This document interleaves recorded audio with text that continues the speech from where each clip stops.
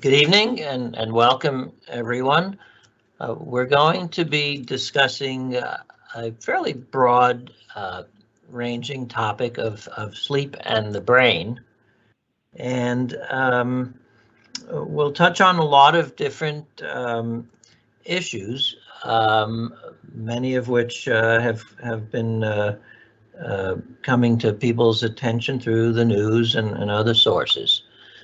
So one of the things that often occurs after I've given a presentation is someone comes up to me and thanks me for helping to cure their sleep problem once and for all. And sometimes I should have had a clue to this from the audience response during the lecture. This wouldn't be so bad except it was in the first 5 minutes of the last lecture.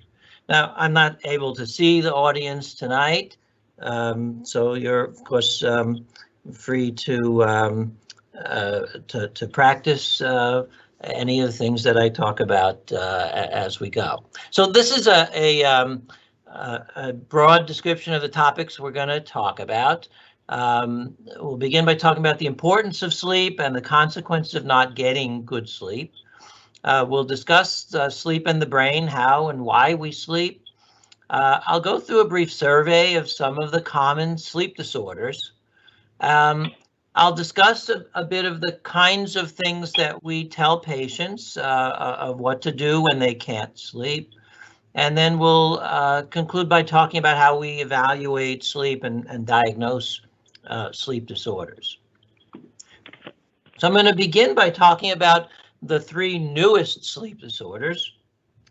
While these have been recognized, they aren't yet officially listed in the 85 or so known sleep disorders, but they've been a topic of conversation. The first is coronasomnia, or COVID-somnia, which is being talked about as the second pandemic associated with the virus. And what this is a marked increase in disturbed sleep or difficulty sleeping during the COVID-19 pandemic. And these are some of the features. So there can be lingering symptoms in survivors of the COVID infection because of cough or difficulty breathing or fatigue. There can also be post-traumatic stress disorder in COVID survivors, as well as in frontline workers. During the lecture. In addition, many people have a lot of worry about getting sick, about their jobs, about kids returning home, even adult children. There's a lot of stress, anxiety, and fear leading to insomnia or nightmares. A lot of people are experiencing disruption of their normal routines, working and sleeping at different or even odd hours, which is disrupting their internal biological clocks. A lot of people are spending more time in bed, which in some cases is good if people have only been getting 4 or 5 hours sleep, but in people who've been getting the normal amount of sleep, spending extra time in bed actually can be disruptive of their sleep. There's also social isolation with reduced human interactions and working from home.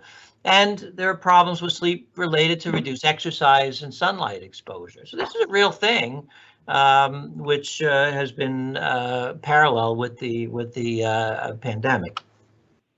A second new sleep disorder is election-related insomnia, or insomnia due to 24-hour television, which we actually saw even before the election, but hopefully now that that's over, we'll see some people returning to their normal sleep patterns. And then there's orthosomnia, and this is insomnia due to excessive preoccupation with improving wearable sleep tracking data. So a lot of people are getting Fitbits and other technology that track their sleep data. And we're seeing some people who have this quest for the perfect sleep score. So here we have Cory Booker, who's looking at his sleep score of 85, and he's wondering why it isn't 100. And he's staying up evaluating it. So let's talk in general about sleep. And this is a quote from a recent health journal. Sleep is increasingly recognized as an important lifestyle contributor to health, from the Journal of the American Heart Association. In another journal, the author wrote, too little sleep leads to an unambiguous and consistent pattern of increased risk of dying. We do know that lack of adequate sleep regularly may lead to chronic health problems such as cardiovascular disease, diabetes, hypertension, Alzheimer's disease, and obesity. And we're going to touch on some of these. So what's the role of sleep in general? Sufficient quality sleep is needed for a number of things: restoring the body and brain for optimal performance, learning and consolidating memory, boosting creativity, emotional stability. We know that people have much more labile emotions when they're sleep deprived, and for the prevention of multiple health problems. So we spend about a third of our lives asleep, about 27 years on average. So we can say for certain, even though there's a lot of mystery and there has been for eons about what really sleep is about, we know that if it didn't serve some very vital function, it'd be an awful waste of everybody's time. So back in the days of the Greeks, they had gods for all different purposes, and the Greek god of sleep and dreams was Morpheus, which is where we get the name of the drug morphine. There was also a god HYPNOS in Roman mythology, SOMNUS, where we get hypnosis and terms with sleep with somnus in it. And HYPNOS had a brother, THANATOS, who was the god of death. So people didn't really, they often thought of sleep as a temporary death, and that in the morning people were revived. So we've come a long way in the last 50 years in understanding the mystery of sleep, and I'll unravel some of that for you now. So one question that was puzzling people for a long time was whether or not the brain is active or actually shut down during sleep. So the human brain consists of 85 billion neural cells, and these all connect to each other through something called synapses, and there are 150 trillion of them. And needless to say, these all remain active 24 hours a day. So this gives you a quick picture of what brain waves look like during sleep, and you can see that there's a change in pattern with each stage. When we go from wakefulness, where we have these very rapid waves, to stage N1 or light sleep, then deeper sleep, the waves are getting slower, and then stage N3 or the deepest sleep, very large, slow waves, and then REM or dreaming sleep, back to a pattern that resembles somewhat wakefulness or stage 1 sleep. So the brainwaves are very different in different stages of sleep. This is how we can identify when we do a sleep study what stage someone is in and whether or not they're sleeping. So sleep has been divided into 4 stages. Stage 1 or transition sleep, that's a stage that's sort of halfway between wake and sleep. Stage 2 is light sleep. Stage 3 is deep but dreamless sleep. This is where we're truly unconscious. And finally, REM or rapid eye movement sleep is the stage in which there's dreaming. If we look at it longitudinally, we order them 1 through 3 and then REM to reflect the fact that these are deepening stages of sleep. What do I mean by deeper? Well, it's harder to arouse somebody the deeper their sleep is. If you're in very light or transition sleep, just someone talking in the room might wake them up. Someone is N3 sleep, you might have to really shake them hard or pour water on them to wake them up. So we see that there's increasing depth with different stages. There's also different levels of activity. In the non-REM stages of sleep, N1, N2, and N3, the brain is relatively inactive, and it's a time of rest and metabolic restoration, meaning that the brain is restoring itself. It's manufacturing the chemicals that it needs to function during the daytime. In REM sleep, where we're dreaming, the brain is actually quite active, and during this stage, we believe that a lot of learning and memory occurs. This gives you a rough idea of the different percentages of time that we're in each stage. 5 to 10% in wake during the night. In non-REM sleep, about half of the night is in N2 sleep.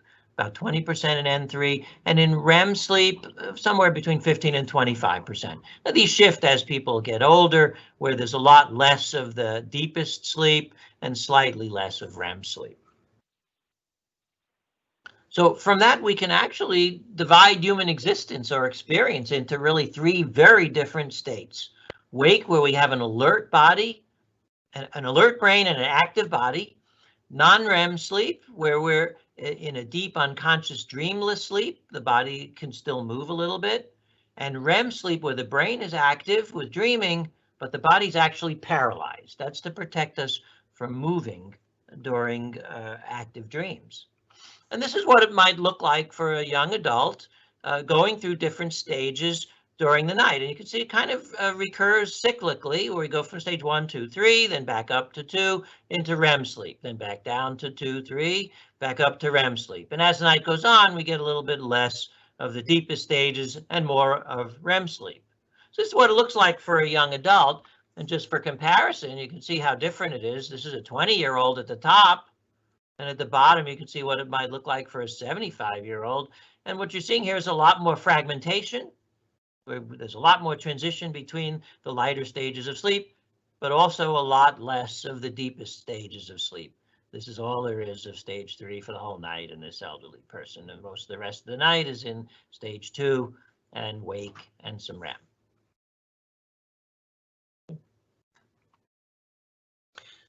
So we'll turn now to talk about what is the biologic function of sleep. At this stage, we're going to change from reel 1 to reel 2.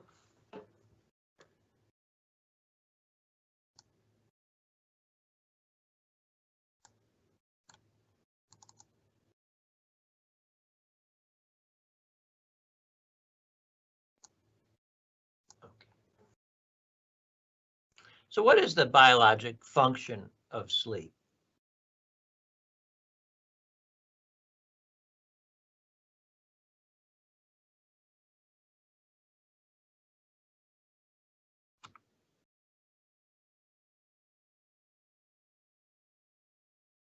Try to sync.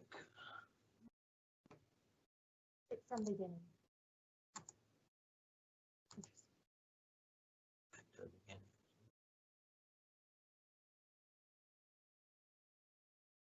That's not changing. Which is the one that's projecting?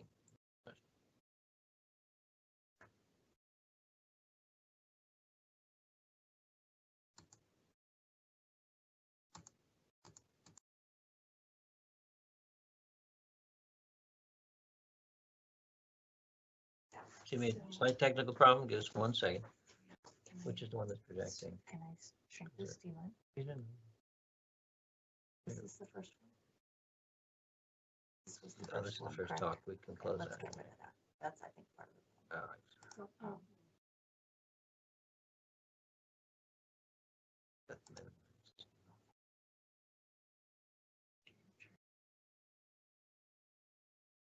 is it on yet now that I closed it? Is this showing right now? Let's see. Stop sharing.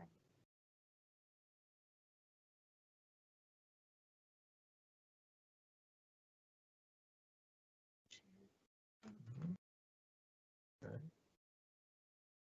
Part 1. Right. Now they're back. Okay.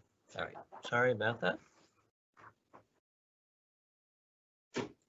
So one of the functions of sleep that's been known for some time is the making of new connections or synapses between the neurons of the brain. And this is what's involved in making and solidifying memory.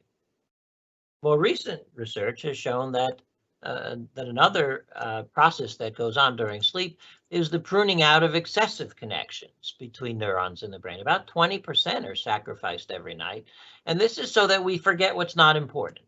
We don't want to have a photographic memory all the time. You don't need to remember what did the ceiling look like in 3rd grade.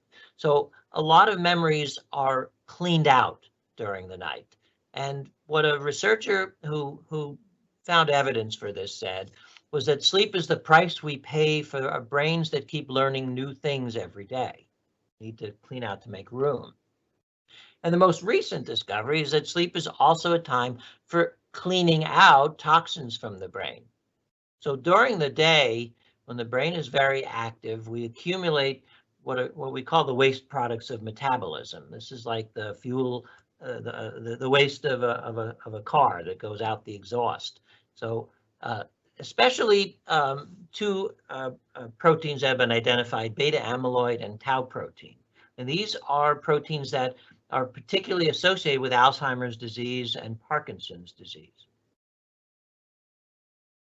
So what's been identified just in the last few years is a cleaning system that's called the glymphatic system. And it looks like this. This is a network of channels throughout the brain that contain fluid in them that clean out the toxins. And what happens when we're awake, they're closed. And when we sleep, they open up and they allow the drainage of toxins that have accumulated. So what is happening is that toxins that build up during the day, these are the breakdown products of metabolism, build up. And one of these toxins, as I mentioned, is beta amyloid, which has been shown to decrease during sleep and particularly accumulates in people with Alzheimer's disease.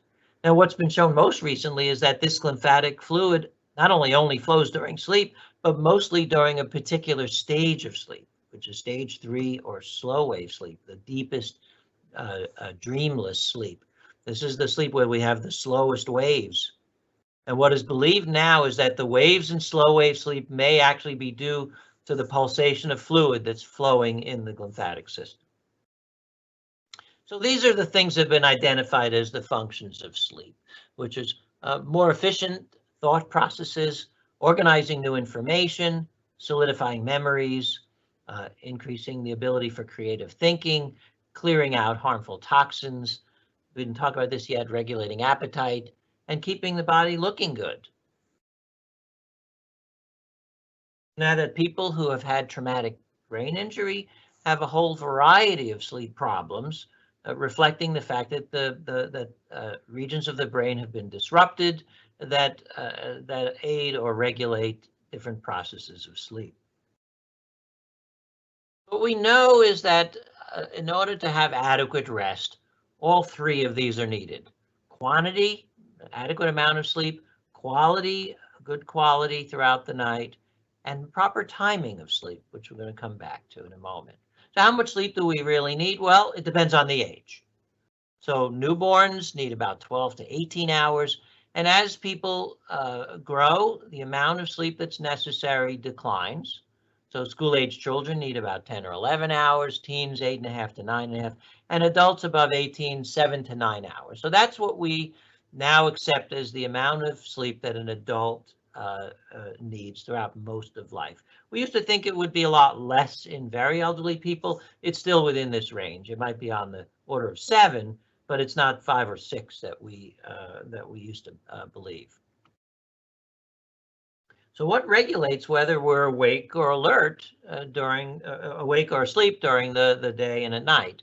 Two processes that go on simultaneously. The first is the biologic drive for sleep. This is just like appetite for food. There's an appetite for sleep or a pressure for sleep that increases steadily since the last time we slept. And the second process is the biological or circadian clock. This is a 24-hour rhythm of wakefulness of sleep. We are programmed to be more alert in the day and sleepy at night. These are two independent things which actually function together when we're sleeping well and not necessarily when we're not sleeping well. So they work as a relay team. And this is how that relay works. In the first half of the night, we sleep because of a buildup of that biologic drive to sleep. It's actually a buildup of chemicals that drive this forward. In the second half of the night, we remain asleep, even though we've had sleep. Now we have satisfied the appetite for sleep, but we stay asleep because the circadian rhythm is at a low. The circadian alertness tells us this is a time to be asleep. So the biological clock says it's night, stay asleep. Then in the daytime, these reverse. The first half of the day, we're alert because there's very little drive to sleep. We've just had 8 hours of sleep. We don't have much of an appetite, just like you don't have an appetite to eat after you've had a big meal. In the second half of the day, we're starting to wear down because we've been awake a long time, but now the circadian clock kicks in and keeps us awake because it says this is the time to stay awake. So it passes back and forth. Sleep deprivation has been an epidemic for the last several decades. And let me describe what I mean by that. Well, first, 3/4 of Americans experience sleep problems that affect the quality of their sleep at least a few times a week. So the two categories that we can talk about when we're talking about being deprived of good sleep. The first is simply insufficient sleep, either due to insomnia or to lifestyle. People working 18 hours a day, then they have other activities, they leave very little time to sleep. And the second is abnormal sleep, sleep disorders. So there are over 85 named sleep disorders at this point, and it's estimated that over 60 million Americans have a sleep disorder. There are consequences of having a sleep disorder or having insufficient sleep. Excessive daytime sleepiness is the most frequent. Impairments of memory and concentration, impairments of learning and cognition and decision making, impairment of immunity. We're more vulnerable to viruses when we don't have adequate sleep, and hormonal changes that lead to diabetes, that may accelerate aging, and that lead to weight gain. Yes, I said weight gain. Insufficient sleep has been shown to increase weight because when we have a lack of quality sleep, our appetite for carbohydrates and fatty foods is increased, which leads to weight gain. Also, public health and safety consequences to inadequate sleep or sleep disorders. There are over 100,000 auto crashes a year that are sleep related, either due to drowsy driving or actually falling asleep at the wheel. And then sleepiness at work leading to reduced productivity and errors which can lead to catastrophes. And a number of the most spectacular catastrophes in the past few decades have been linked to people who were either not getting enough sleep or had a sleep disorder. So we'll go now to the next section where we'll give a brief survey of some of the most common sleep disorders.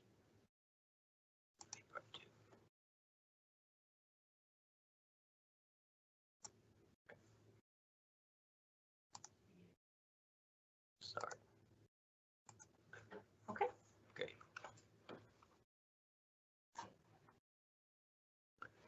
So we'll start by talking about sleepwalking.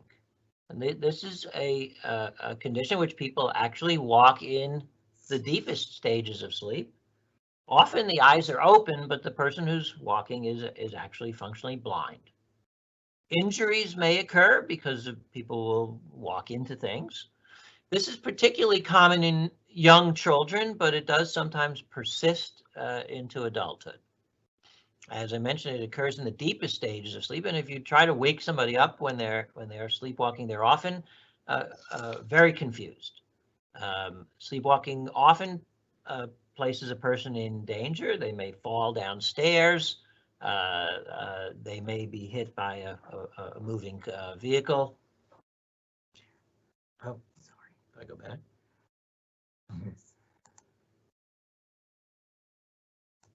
Share screen.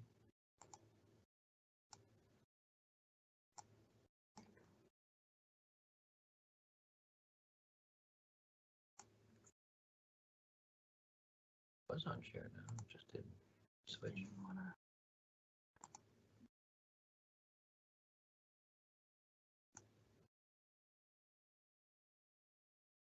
Good. Okay, so we're on the first one.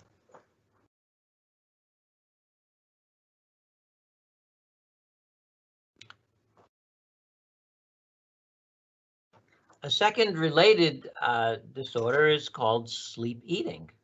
This occurs in older children as well as in adults. The person who is engaging in sleep eating is actually fully asleep. It's a variation of sleepwalking, except there's also eating, and there's little awareness of what's going on. Afterwards, there's no recollection of eating after the person wakes up. For obvious reasons, there's often unexplained weight gain that occurs. And unfortunately, people may eat inappropriate items, uncooked food or raw eggs, or even non-food items. There is obviously a risk of choking or poisoning. And the interesting thing is that this has been tied to zolpidem, or known often as Ambien, or other sleep medications. The next one I'm going to talk about is narcolepsy. Narcolepsy is often misunderstood by the public. It's a specific condition. It doesn't simply mean sleepiness. One of its principal characteristics is severe irresistible sleepiness in spite of adequate good quality sleep at night. Most people with narcolepsy will also have a phenomenon called cataplexy, which are episodes of sudden muscle weakness. This is not sleep. This is the person is awake. They simply lose their muscle tone. And it's often triggered by laughter or anger. This is an inherited condition, and there is very effective medical therapy once it's properly diagnosed in a sleep laboratory. Snoring and sleep apnea. These are some of the most common things that we see in the sleep laboratory and in our sleep practice. It's estimated that 30 to 40% of people snore habitually. That means regularly, every night. And about 20 to 25% of them have sleep apnea. So not everyone who snores has sleep apnea, but virtually everyone with sleep apnea has snoring. So here we have a couple getting married, and somebody pops out of the bushes. It's not clear if this is the mother of the groom or maybe the former wife, who's warning the bride, "Oh, don't worry, you'll get used to his snoring." So what is happening with snoring and sleep apnea? During sleep, muscle tone drops, and the airway in the throat will narrow or collapse. And you can see where the arrow is, that behind this is the tongue and this is the palate. The normal airway is collapsed and preventing air from moving into the lungs. So we get a brief blockage of the upper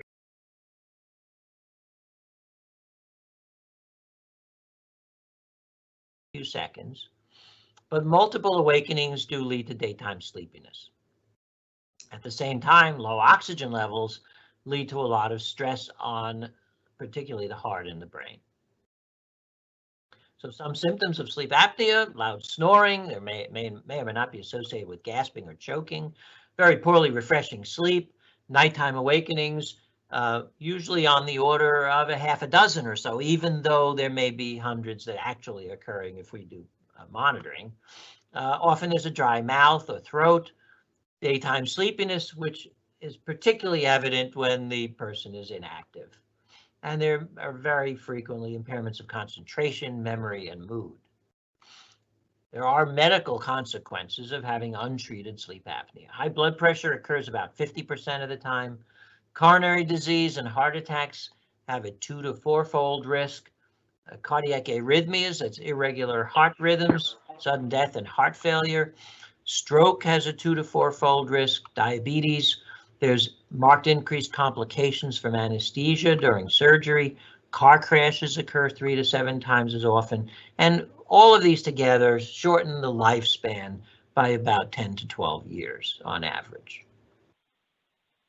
There's also a lot of marital strain in sleep apnea, and this can be due to the presence of impotence and reduced libido, disruption of the spouse's sleep from snoring and stopping breathing, and generally marital dissatisfaction. Imagine that if you're woken up all night by the noises from a spouse, that could lead to a lot of friction. So how do we treat sleep apnea? First, some lifestyle changes that can help. Alcohol makes it worse. Avoidance of alcohol is helpful. Avoiding muscle relaxants and sedatives. Alcohol, muscle relaxants, sedatives all will lead to a reduction in muscle tone in the throat and increased collapsibility of the throat. Avoid sleeping on the back. So I have here is a picture of something called a tennis ball t-shirt, and this is the back of the t-shirt that shows a pocket in which a tennis ball could be inserted. Now, I usually don't tell people to put a tennis ball. I usually say something soft and lumpy like a sock or a sponge. And finally, weight loss is an important component of the treatment of sleep apnea if the person is overweight. I should point out, not everyone with sleep apnea is overweight.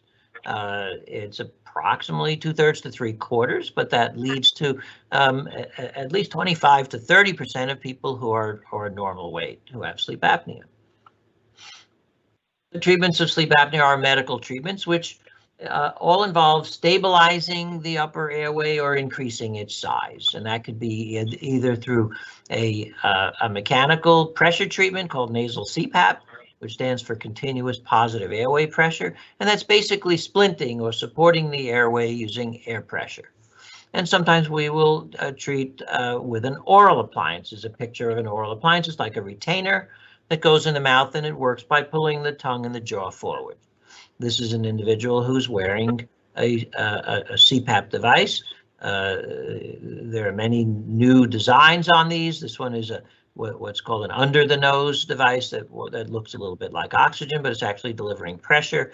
And out from the back is the tubing that's leading to a machine that's a pressure generator. And you can see the happy spouse here, because she knows that she's going to be able to sleep because he's not going to have snoring and gasping sounds all night long.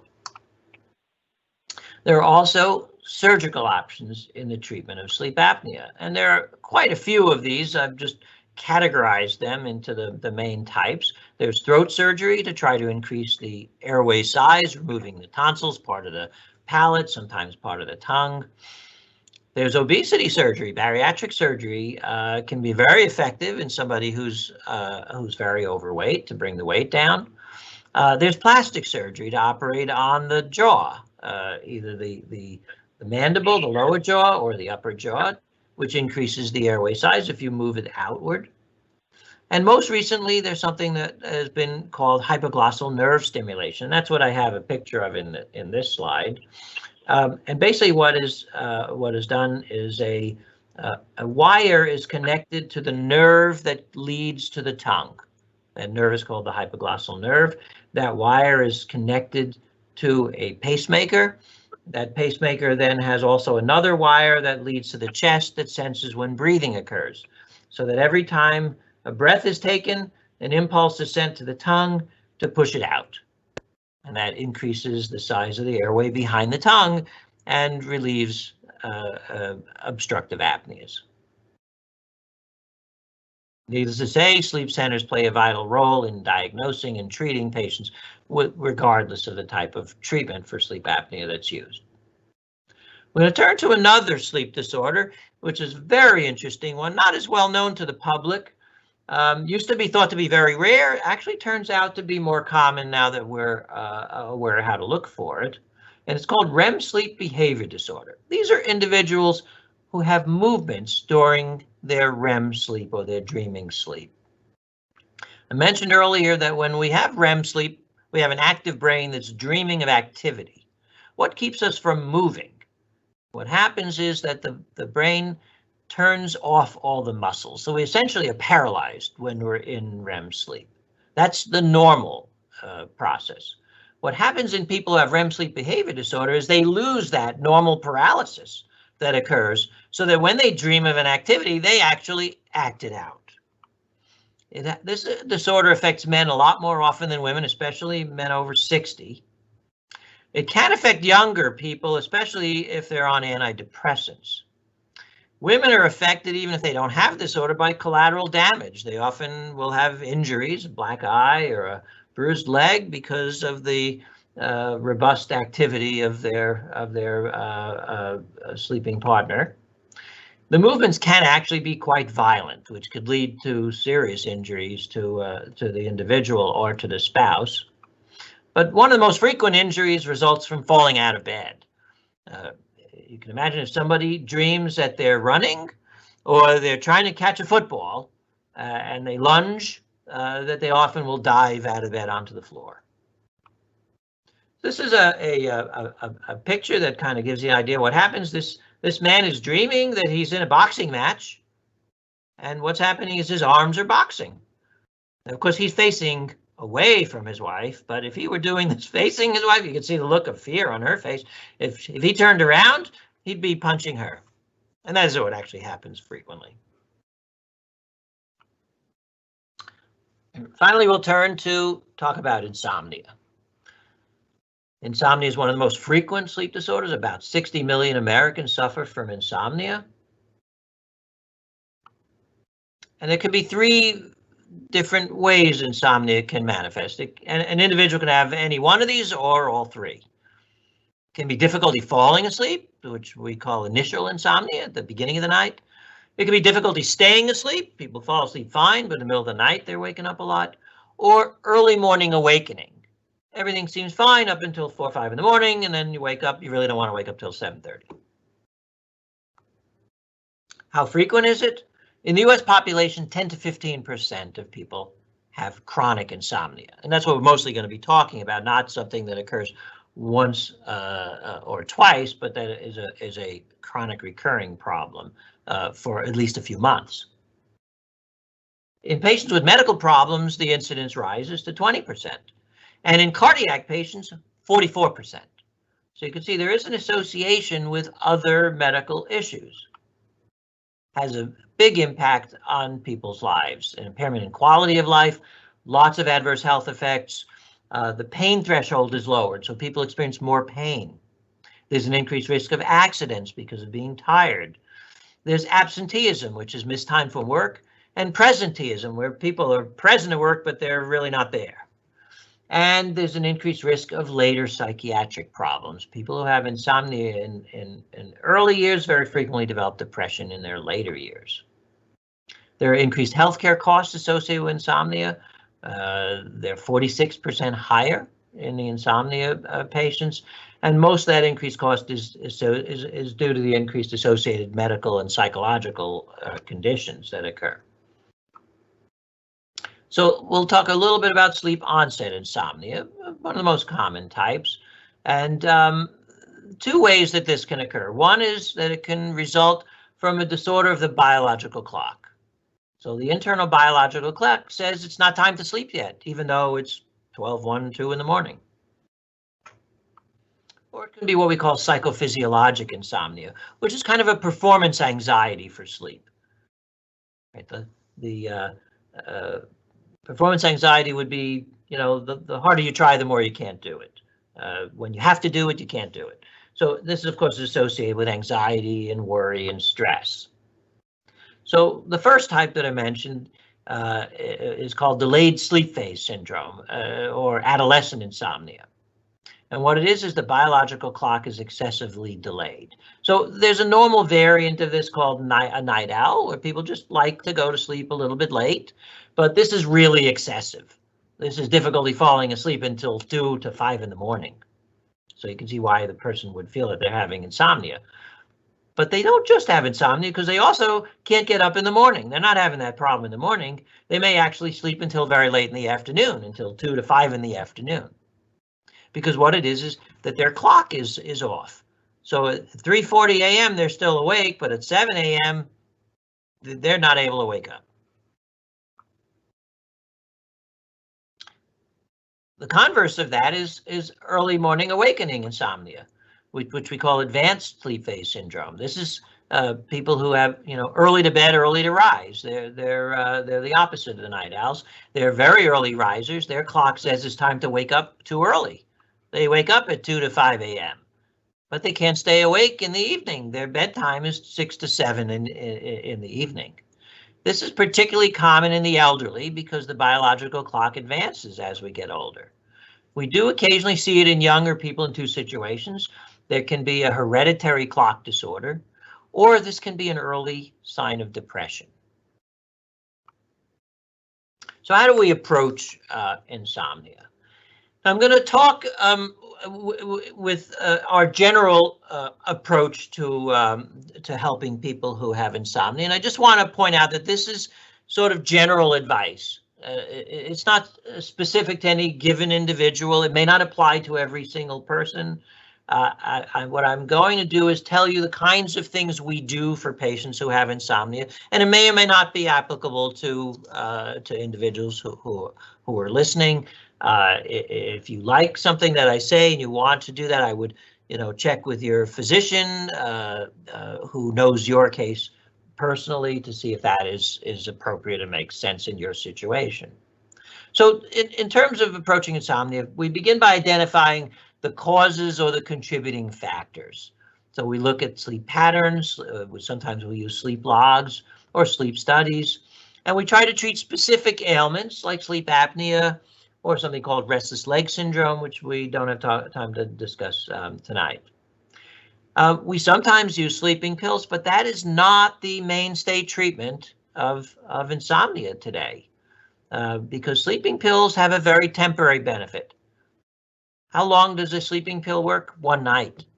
It basically helps you once, and the next night you're in the same boat. So it's a very temporary benefit, and it leads to people needing to repeat it over and over again because it hasn't really solved the problem. The other strategy that people will sometimes use on their own is taking alcohol, because alcohol, people have known, makes you groggy and may help you sleep. But in fact, alcohol is very bad for sleep. It initially may help you fall asleep, but then when it wears off, it's very strongly stimulating, so it wakes people up. So we generally say avoid having any alcohol close to bedtime. So one of the things that we talk about is having what we call good sleep hygiene. And these are our general guidelines about what's good or not good for sleep.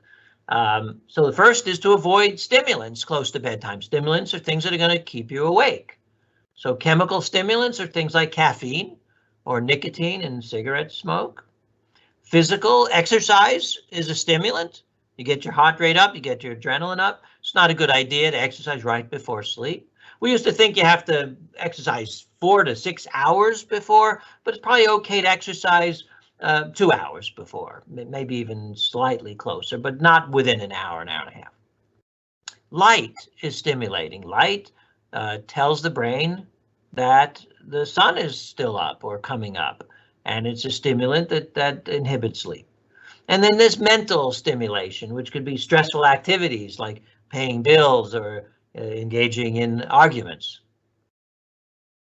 So all of these are things that one should avoid in order to go to sleep. It's also good to have a relaxation time or relaxation rituals before bed, doing the same thing every night before bed, whether it's brushing your teeth or taking a warm bath.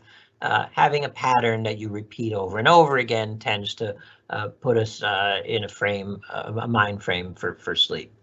And eliminating stimulating activities in bed. A lot of people get into the habit of working in bed, using computers, TV or telephone. These are stimulating and they should be avoided. A lot of people spend time watching a clock during the night. They can't sleep. They look at the clock first thing. What time is it? That's a stimulating activity, and it's best to avoid it. And setting a wake-up time. We're going to repeat that many times in the next 10 or 15 minutes because I've noticed over the years how frequently people who don't sleep tell me that they do not use an alarm to wake up. I don't need it. And it turns out that that's a little bit of a cause and effect in reverse. That once they start using a wake-up alarm, actually they sleep up until it in many instances. So let me run through what we kind of consider our guidelines or rules about sleep hygiene. Number 1, no caffeine after 2 or 3 p.m. Caffeine can last a really long time. For some people, late morning caffeine will keep them awake. Number 2, avoid alcohol and nicotine within 3 to 4 hours of bed. Number 3, do relaxing activities before bed. Number 4, avoid exercise and stressful activities shortly before bed. Number 5, avoid TV, computers, tablets, and cell phones before bed, and certainly in the bed. Number 6, dim the lights before bed. Light is a stimulant that tells the brain the sun is still up, and it inhibits natural melatonin production. Number 7, keep the bedroom dark and quiet and at a comfortable temperature. In general, our bodies cool down during the night. And so we don't want it to be excessively warm, but you don't want it to be so cold that you're going to shiver. So cool is generally better than too hot. Here's someone who has violated our next rule about sleep. Pets in bed. If you can count it, this man is sleeping with 4 large dogs. Pets are not a good idea in bed.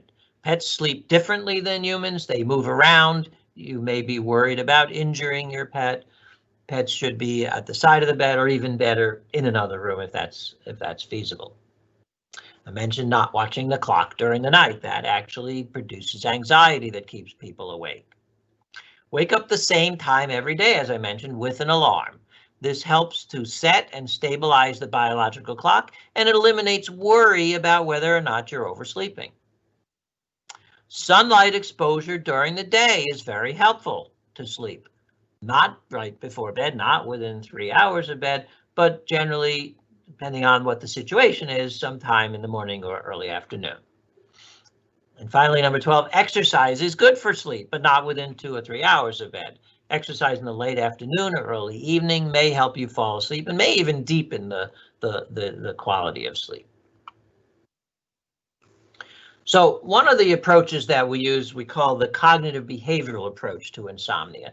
And that's a combination of cognitive, which means sort of modifying people's thinking about sleep, and behavioral approaches, modifying their behavior. And the general pieces of that are regular wake-up time with an alarm, avoiding napping in the day, and avoiding catastrophizing about a bad night.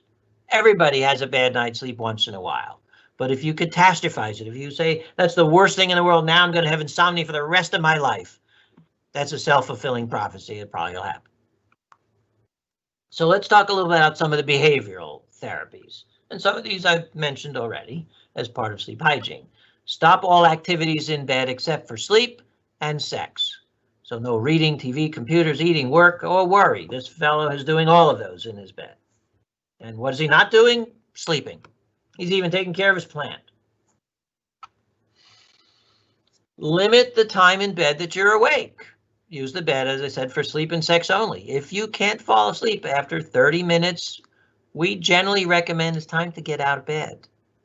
Not to get up and start doing chores or exercising, but to do something very relaxing, right next to the bed in a chair. What's relaxing? Listen to music, a radio, podcast, an audiobook. Something relaxing that doesn't require physical exertion or mental exertion or light.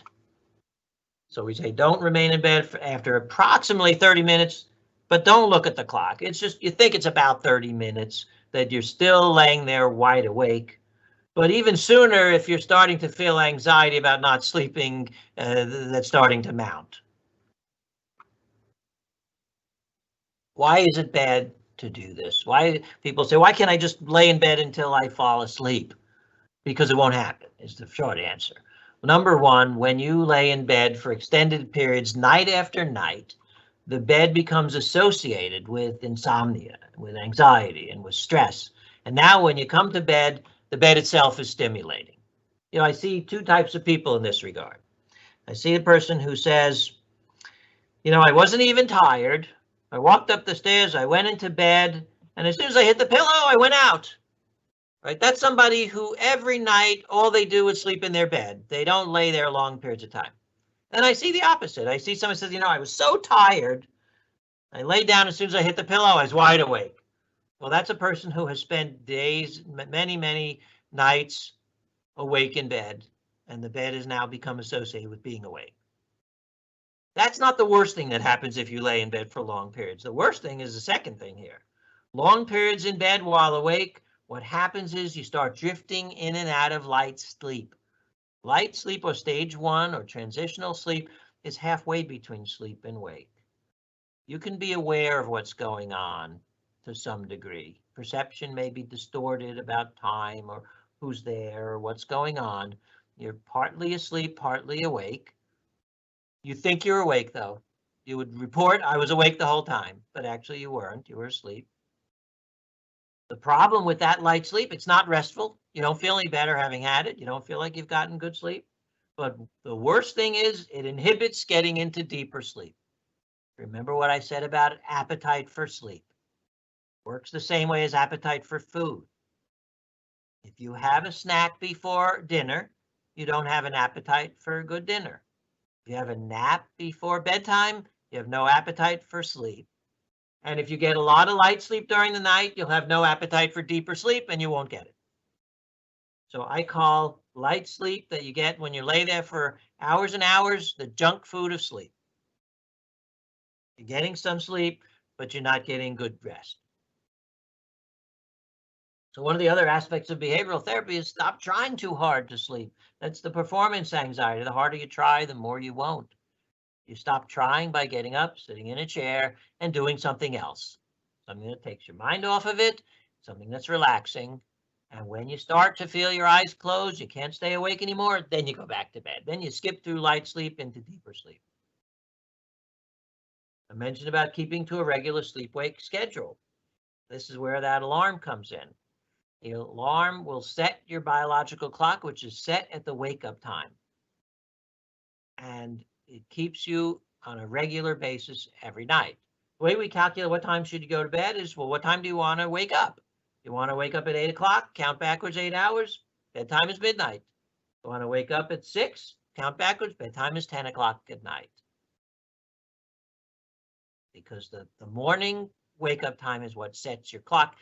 The bedtime follows. I mentioned about napping.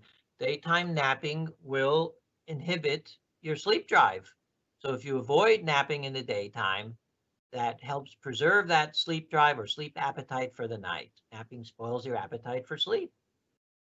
Now, there are exceptions to this. This is one of those situations where I have to give a caveat. There are some conditions in which napping is important, but also if people are tired and they have to drive or operate machinery, I'd rather they have a nap so that they're alert enough to do it safely, and we'll worry about the sleep the next day.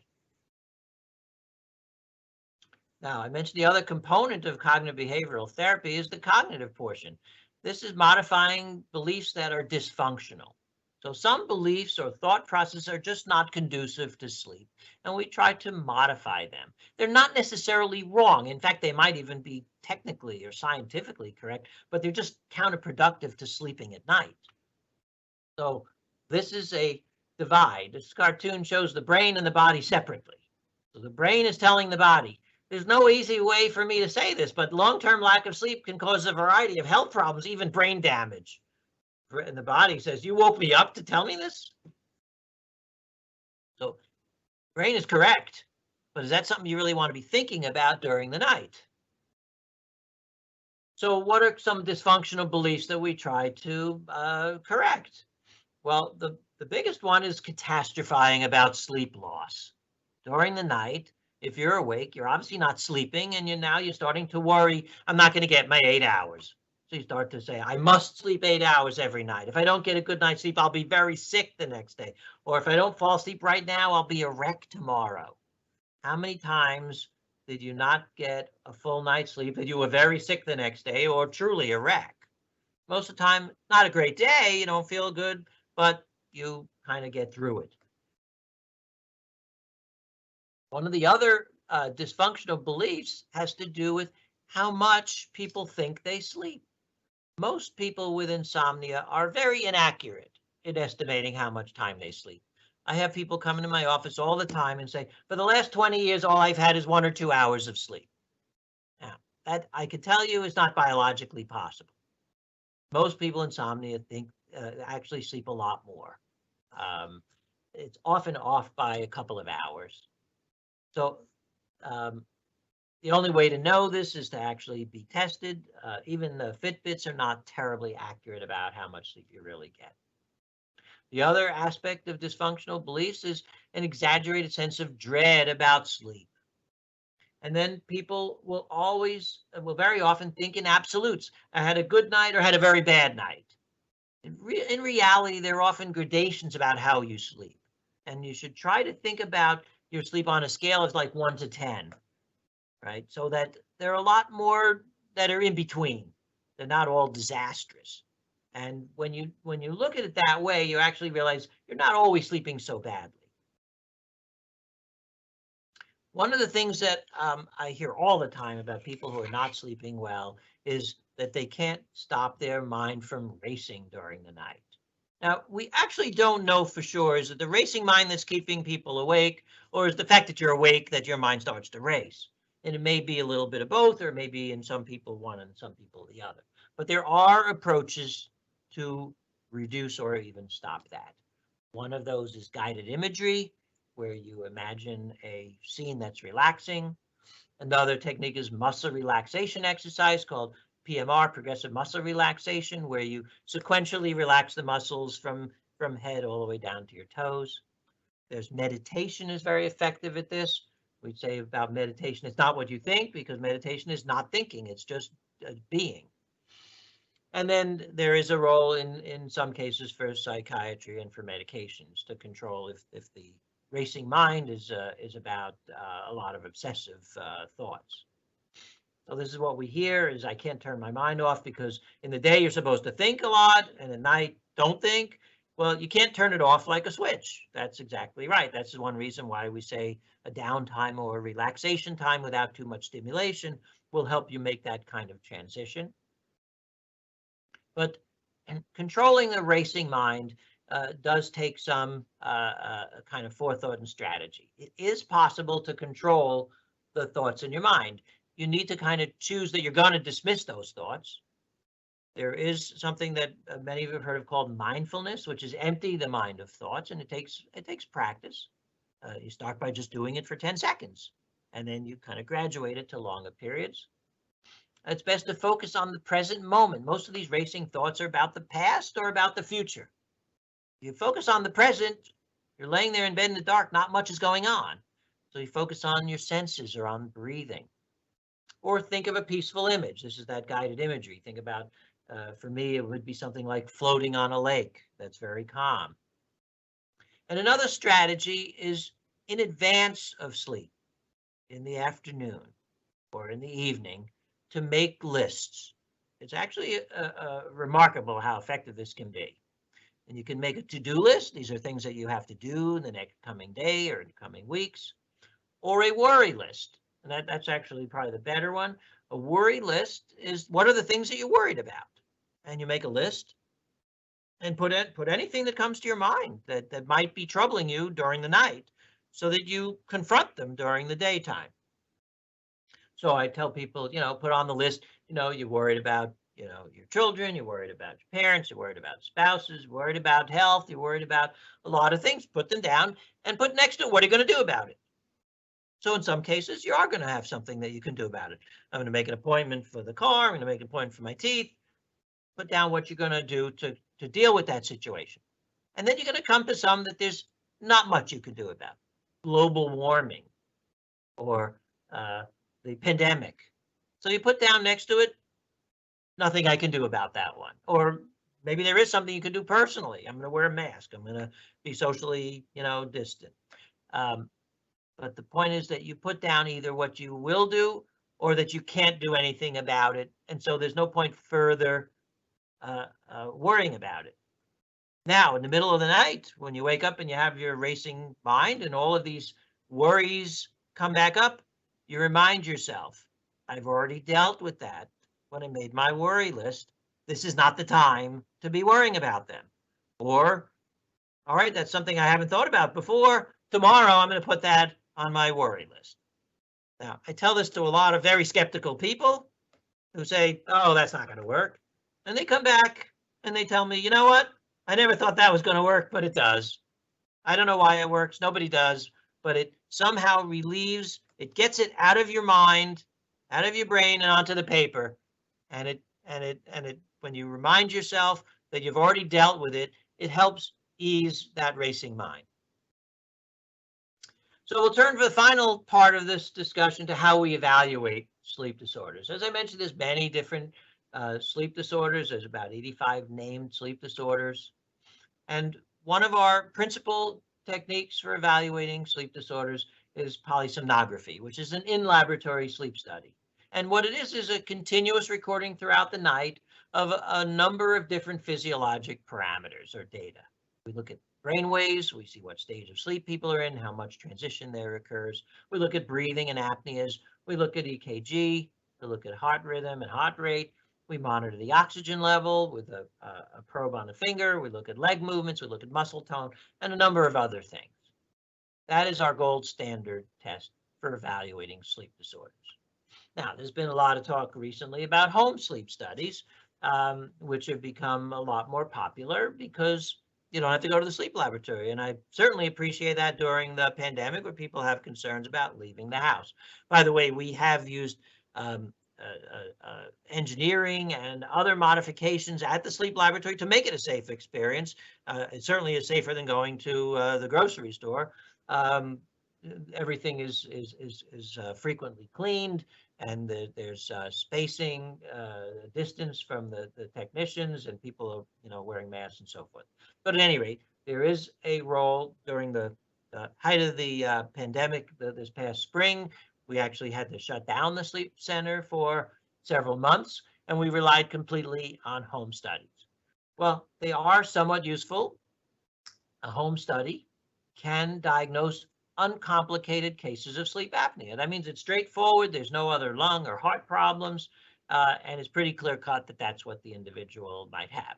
And we can deal with that with a home sleep study. However, a home study is not reliable for diagnosing sleep apnea when it's complicated with other conditions, particularly heart or lung disease or insomnia, because during a home study, we don't know whether the person is awake or asleep, and the probes are not sensitive enough to deal with heart or lung problems. A home study cannot rule out sleep apnea. It's just not good enough. It's not sensitive enough. And a home study cannot diagnose any other sleep disorder than sleep apnea. So we actually don't call it a home sleep study because it doesn't monitor sleep. We call it a home sleep apnea test, which is more accurate description. And you can see here there's an individual who has a belt on, and he's got an oximeter on measuring his oxygen level and something to monitor his breathing under his nose and so forth. That's the principal use of a home sleep study, to diagnose uncomplicated sleep apnea. Another technique that we use is called actigraphy. Actigraphy monitors sleep over a much longer period of time. It's 7 to 14 days of monitoring the sleep pattern at home. And it enables us to evaluate the patterns of sleep over lengthy periods so that we can see what somebody's sleep-wake cycle is like. And it's helpful particularly for biologic clock disorders, where we can see is the person have a clock that's set too early or too late. And in some cases, it's helpful for insomnia. It is more accurate than the type of thing you would have on a Fitbit, but it's a similar kind of technology. What it's looking at is something that we call an accelerometer. It basically is monitoring movements, and it infers whether or not someone is asleep from those movements. So lastly, I want to mention when is the right time to get professional help for sleep problems. The first is if there are persistent problems sleeping, and by persistent I mean a couple months or more. Everybody has problems sleeping for a night or two, could even go on for a week or two. Eventually, if you follow proper sleep hygiene practices, it will self-correct. The second area is if there's abnormal sleep events. So snoring, choking, stopping breathing, excessive movements during sleep, sleepwalking or sleep eating, kicking, acting out dreams, seizures. Any kind of abnormal sleep event needs to be evaluated professionally. Next would be daytime sleepiness. Unless it's obvious because somebody is just only getting 3 hours of sleep because of work, daytime sleepiness is a symptom of abnormal sleep, and it does need to be evaluated. And there's a large number of different sleep disorders that will lead to it. It's not specific for any one thing. However, there is a cause, and it is virtually always identifiable and treatable. And lastly, if there are associated health problems with problem sleeping, especially if there are heart or lung problems, because there's a mutual interaction. In other words, heart or lung problems can cause trouble sleeping, and trouble sleeping can worsen cardiac and pulmonary problems. So finally, our goal as sleep specialists is to help people to sleep better, function better in the daytime, and to have pleasant dreams. With that, I will wish you a peaceful evening and a restful night's sleep. Thank you, Dr. Barasch. We do have a few questions. Sure. The first one, if a person is found to have sleep apnea and they are being treated for atrial fibrillation, can the treatment of the sleep apnea help to correct or keep a person in sinus? The answer to that is yes. Sleep apnea is a trigger for atrial fibrillation in many patients.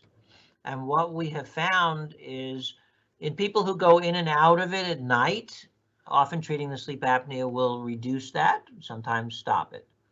Now, the other situation is that patients who are being treated for atrial fibrillation, who have sleep apnea that's not diagnosed, what happens is that most of those treatments will fail. So they have medications, they go back in AFib. They have a cardioversion, electrical shock treatment. It works, and 2 days, 3 days later, they're back in AFib. Or they have cardiac ablation, and a month later, they're back in AFib. And then there's a recognition something's going on here that's beyond the arrhythmia. Maybe there's sleep apnea. The sleep apnea is identified and treated, and then all those treatments now become effective. So the presence of sleep apnea is often a barrier to successful treatment medically, and occasionally just treating the sleep apnea will reduce the frequency of the atrial fibrillation. Now, sometimes, unfortunately, atrial fibrillation takes a life of its own, that the presence of sleep apnea may not be the only factor, or it may have been present for so long that structural changes have occurred in the heart and it will continue on its own. This is what happens with high blood pressure. If we identify high blood pressure early enough, that also can get better or go away. But if it's present for many, many years, even treating the sleep apnea will sometimes not be successful at curing it. Okay. What should you do if you can't fall asleep, so you get out of bed, but still after 2 hours you're not sleepy? Should you just stay awake? Well, again, theoretically speaking, what the guidelines that we call cognitive behavioral therapy in someone with insomnia, not due to some specific cause, the recommendation is this: if after 25-30 minutes of no sleep, that the person is still awake, to get up and sit in a chair close to the bed, do something audio, listen to music, radio, etc., and continue to do that until sleepiness comes on. Now, sleepiness may come on in a half hour, hour, 2 hours. In general, it comes on a lot faster than people think it will.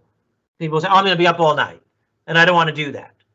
And actually, when they do it, they're not up all night. They're up an hour or two, and then they do get sleepy, and they go back to bed, and they sleep. But there's the worst case scenario. The worst case scenario is that you continue to sit up all night long. Now, that doesn't happen very often. It will probably not happen again ever. If it happens once, it generally doesn't repeat. But let's take that worst case scenario. So what happens the next night? Next night, if you repeat the same thing, you probably won't wake up, but if you do, you may sit in a chair for 20 minutes and get pretty sleepy. But going back to the worst case scenario, so you sit there, time goes by, and the next day, the alarm goes off, you're already up. All right, I'm up already. You go ahead and you do your activities. And if you stay away from napping and you don't go to bed a lot earlier than normal, it self-corrects. So in my experience, it rarely ever happens that somebody stays up all night. I won't say never, but very rarely. But if and when it does, it almost never repeats. Because the next night, you're a lot more sleepy because you haven't slept. The other thing to bear in mind is this: if you don't sleep sitting up in the chair all night, chances are you wouldn't have slept if you were laying in bed either. So you actually haven't worsened the situation compared to what it would have been if you laid in bed. Because the point I was making before is that when you lay in bed, you actually may drift in and out of light sleep all night long. and think you haven't slept at all. You actually did get a little sleep, but it wasn't restful sleep. You don't feel any better the next day than if you were awake the whole night. But by sitting up in the chair, you have made the distinction clearer in your brain between being awake and being asleep. You're awake, and what happens is chemicals build up in your brain that eventually get so high that they will knock you out. You will fall asleep. Now, what occasionally happens is people say, I tried that, and guess what happened? I fell asleep in the chair. So, what I prefer is that as soon as you feel sleep coming on, that you shift back into bed, and for that reason, not have the chair too far away from the bed. So, in answer to your question in short, rarely does it ever really happen to that degree. If it does self-correct, and it doesn't repeat often. And again, this kind of, I'm talking theoretical because I don't know, the individual who, is thinking about this problem. It may or may not have applicability to everyone. It's a general guideline, after people have been evaluated and there aren't other issues that may call for a different strategy. Okay, if someone kicks every night and it wakes them up, so they're not rested, what would one do in a situation like that? Is that a disorder? Yes, it's a symptom of one of several possible disorders. That's not enough information to know which one it is. Oh. So there are at least three that come to mind that could be. One is some people have what's called periodic limb movements of sleep. That's just excessive kicking during the night, and in some cases will keep people awake or wake them up. The second is we see that with sleep apnea. People with sleep apnea, when they have an apnea and then they wake up from it, they often will have a jolt or a kick. The third is the condition I mentioned before, REM behavior disorder, people who act out their dreams. Kicking is one of the most common because what do we do when we're awake? We're walking a lot. And if you're dreaming, you dream often about walking and your legs will be moving. And if you're getting into running or fighting, the movements will be a lot more violent. So those are just three examples of what it might be. If it is recurrent night after night and it's disturbing sleep, that merits investigation to see which it is and treating it. Has the sleep study equipment changed in the past 20 years? For instance, the devices on the individual or how the individual is hooked up? So the type of things that we monitor are similar for the last 20 years. We monitor, brain waves and oxygen level and EKG and so forth. But there's slow changes over time in how, those monitors are. The leads get smaller, the wires get smaller. What's coming next in the next few years will probably be increased use of Bluetooth technology, where people don't actually have to have, wires that lead back to the monitoring center, where it'll be just the lead connected, and then it'll transmit wirelessly. Right now, we still are using wires, but the kinds of changes are things are getting smaller and more comfortable, easier to apply, and so forth. So not a revolutionary change, but evolutionary changes in these things. Okay. As people age and have to use the bathroom more frequently during the night, even if they've stopped fluids long before bed, does that only happen in light sleep periods? Oh, if someone has to use the bathroom, and we're talking about voiding, emptying the bladder, no, it'll wake somebody up regardless of what stage sleep that they're in. It'll happen a lot faster if you're in light sleep, and you're in deeper sleep. It'll probably take a little bit longer to wake up. But yeah, I mean, we're programmed to wake up at all sorts of signals. I didn't go through all of that during the talk, but one of the other things that regulate our sleep are danger signals. We're programmed to wake up You know, if there's lightning and thunder, if there's a fire, you know, alarm bells go off, wake us up. And there can be internal alarms as well. So, you know, when somebody is having chest pain or needs to use the bathroom, those would be signals that would wake somebody up from sleep. Okay, there have been a couple of questions about nightmares. So one was related to, we're supposed to be in a dream state when having nightmares. How come we're able to move? And also the diagnosis of nightmares and treatment. So nightmares are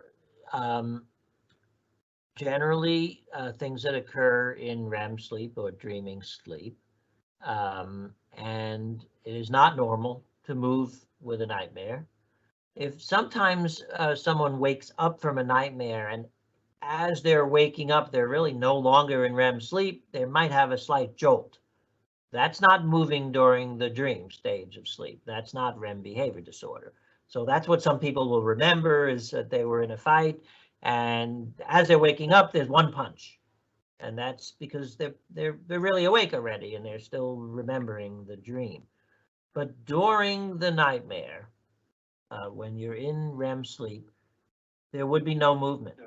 The exception to that is REM behavior disorder. And for whatever reason, people who have REM behavior disorder often have violent dreams and nightmares. So they move a lot. They don't dream about, you know, sitting in a car on a long car trip.